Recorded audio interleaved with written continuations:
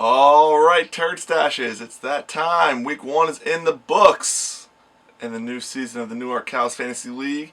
And I'm happy to say that I start this year off with a win, which means that I am back to talking shit, which is where I want to be. It makes it a lot more fun. I actually have the largest margin of victory for Week 1, and even though it's over Kirch, I don't give a shit. I will take it. All hail to Forte and Hopkins. Both had amazing performances. Even Andrew Luck managed to put up almost 22 in a shitty game. So I feel damn good about this year. As I said a moment ago, I beat the shit out of Kirch. Not a big surprise. Who don't feel bad about leaving Le'Veon Bell in despite being suspended. I took a look at it, and even with your ideal perfect lineup, you still couldn't have won. In fact, I feel confident that even if you were able to go back in time and redraft, you still would have somehow not been able to win. 1.9 points out of bunches of funches just isn't going to do it. But don't worry, you've got Bilal Powell to the rescue next week with finally getting Le'Veon Bell out of the lineup, which will be good as you go to play Becker, who had a very solid win out of his running back core. Very strong. Low point coming out of Megatron, weakest performance on your team. But I do like that you grabbed Dante Moncrief. Should be a good addition. See what happens there. Luckily, you were lined up against Hoofy last week. Hoofy, man, lowest point total of Week 1. You even scored less than Kirch did. I hope that just kind of sinks in. If you need any kind of like suicide prevention hotline numbers, anything like that, just let me know. I'll get them for you.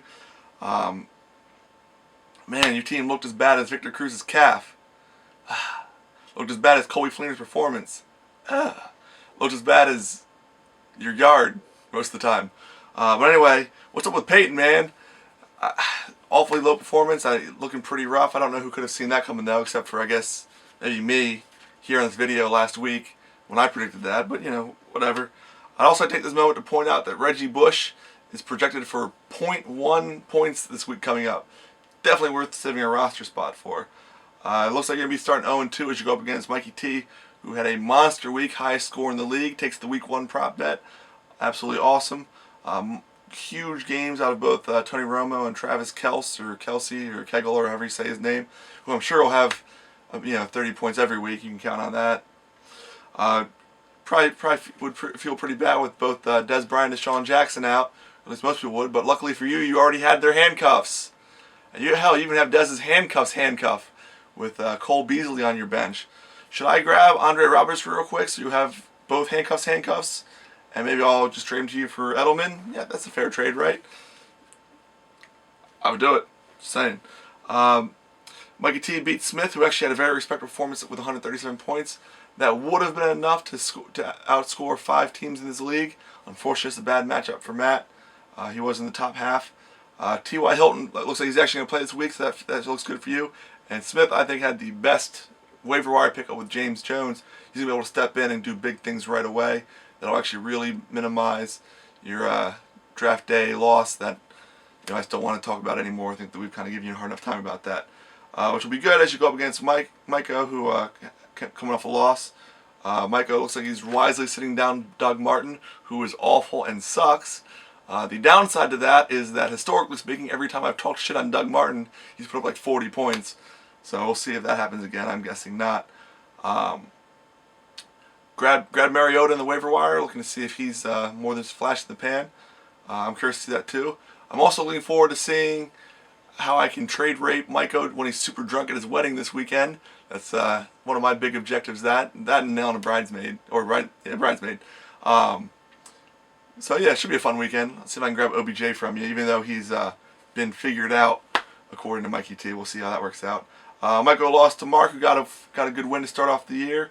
Although I gotta say, he's probably worrying about depth issues this year because only 3 of his players scored 15 or more points, and that's including the bench. So that's gonna be a tough way to have long-term success. Hopefully, Mark can make some moves to make that happen.